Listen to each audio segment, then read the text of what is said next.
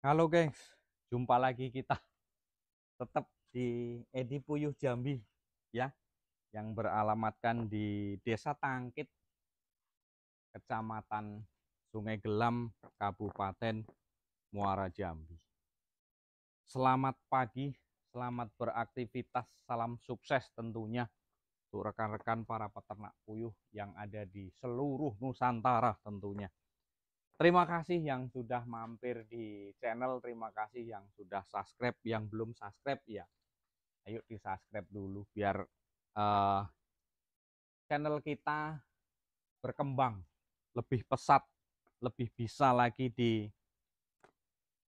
dinikmati sajian-sajian dari kami, yaitu tentang seputaran informasi ternak puyuh, biar supaya kita sama-sama berkembang, sama-sama bisa menjaga, sama-sama kita bisa berbagi pengalaman tentang peternakan puyuh. Di sini banyak sekali yang menanyakan. Kemarin kalau nggak salah dari daerah Banten ya, dulu pernah tanya daerah Serang itu kalau nggak salah. Pak Edi, kalau kita mau ternak puyuh terus kita terjun di pembibitan, minimal kita pelihara puyuh itu berapa? Kalau kita mau pembibitan, sekecil mungkin agar supaya modal kita itu bisa berputar mendapatkan keuntungan. Itu kita harus pelihara indukan itu berapa? Kita berbicara masalah pembibitan di sini. Kita berbicara masalah pembuatan indukan di sini. Perlu berapa indukan supaya kita ketemu keuntungan? Tergantung kawan. Kalau jawaban pertanyaan seperti itu, kita perhitungan itu di bawah rata-rata.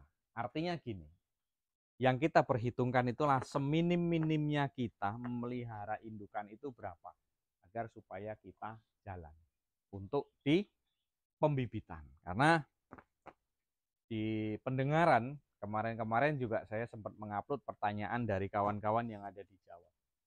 Lebih enak pembibitan daripada kita terjun ke petelurnya. Tapi ya bagi saya ya enggak juga sih. Semuanya kan tergantung kita yang menyikapinya, tergantung kita yang memperhitungkannya, tergantung kita yang menjalaninya. Semuanya itu adalah tergantung dengan kita yang menjalani. Di sini kita coba mengutip dari pertanyaan-pertanyaan kawan-kawan, harus pelihara berapa Pak supaya kita ketemu keuntungan dalam pembibitan. Kita sembari ngambilin telur guys, nanti saya nggak terkejar dengan waktunya ini.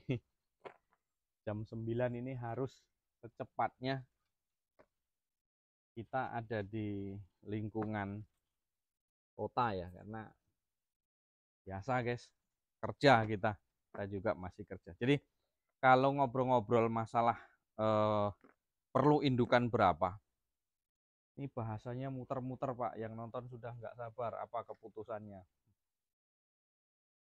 Jadi gini kawan, kalau untuk perlu kita pelihara berapa, terus keuntungannya agak lumayan.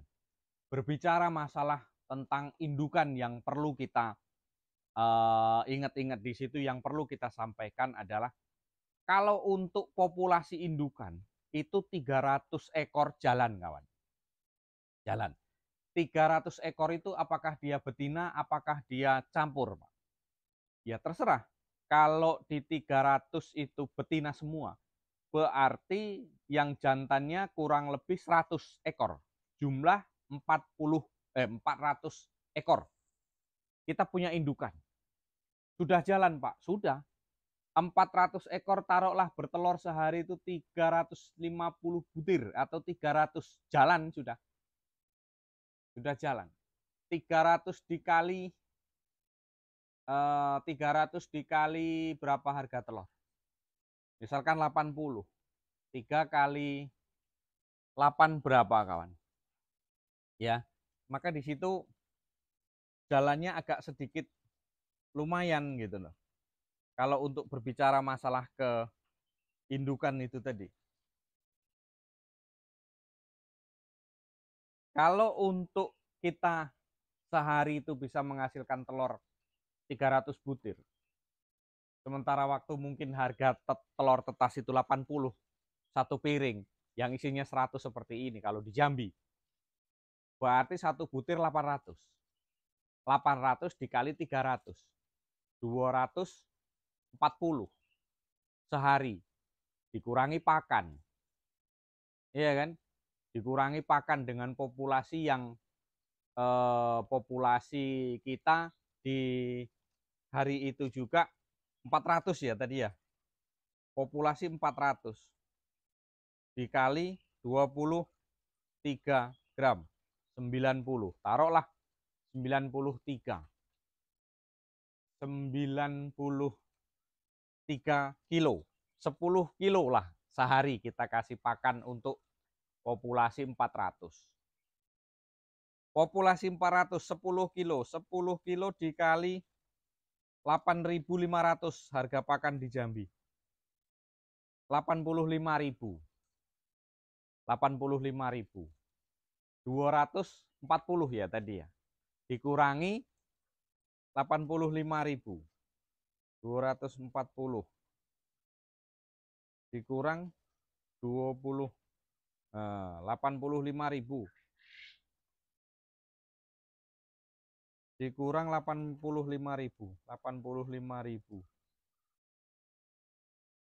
masih ada sisa 150. Kita pelihara berapa? 400. Masih ada sisa 150 per harinya. Kalau kita jual telur tetas itu lancar terus, Bray. Kalau tidak ya namanya kita hambatan ya pasti ada.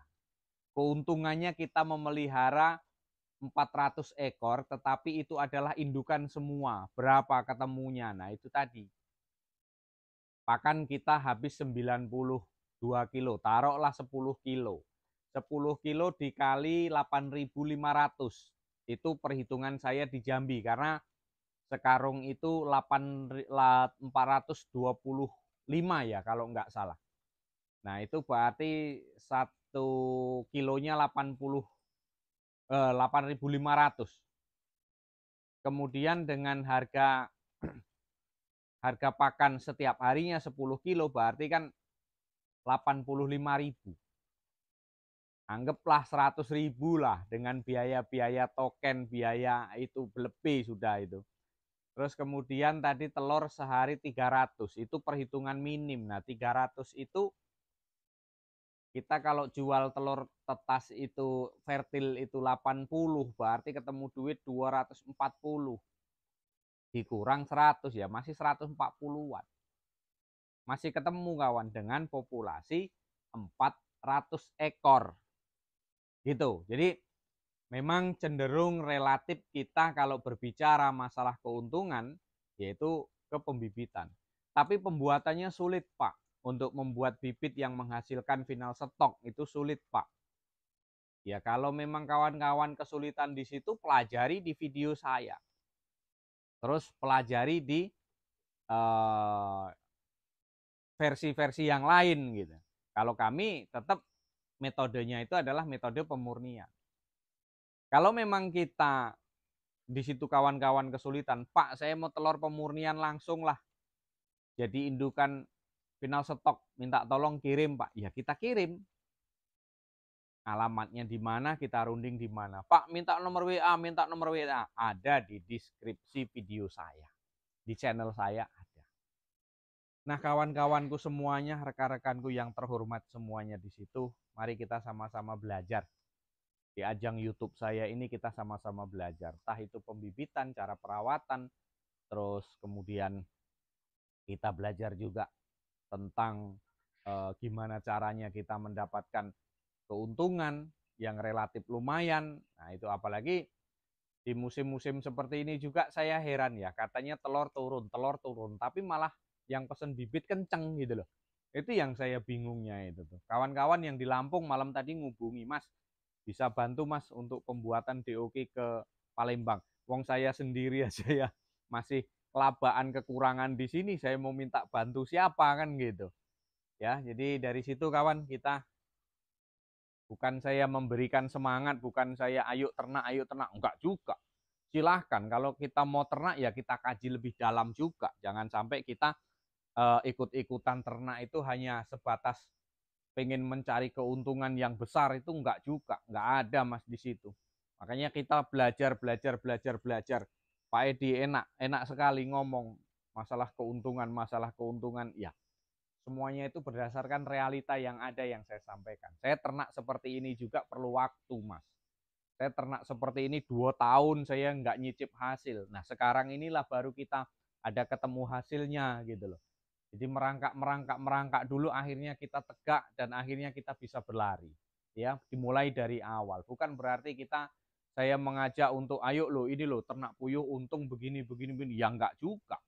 Semuanya itu kan tergantung balik-balik lagi kita menyikapi usaha kita. Seriuskah enggak di situ? Usaha kita itu setengah-setengah apa enggak di situ?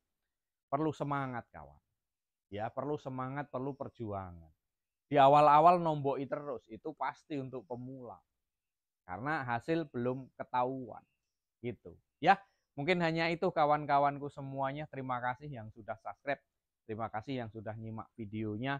Jangan lupa kita tetap semangat jaga kesehatan kita, jaga kesehatan burung. Salam ceketer dari Jambi, mudah-mudahan bermanfaat. Wassalamualaikum warahmatullahi wabarakatuh. Terima kasih.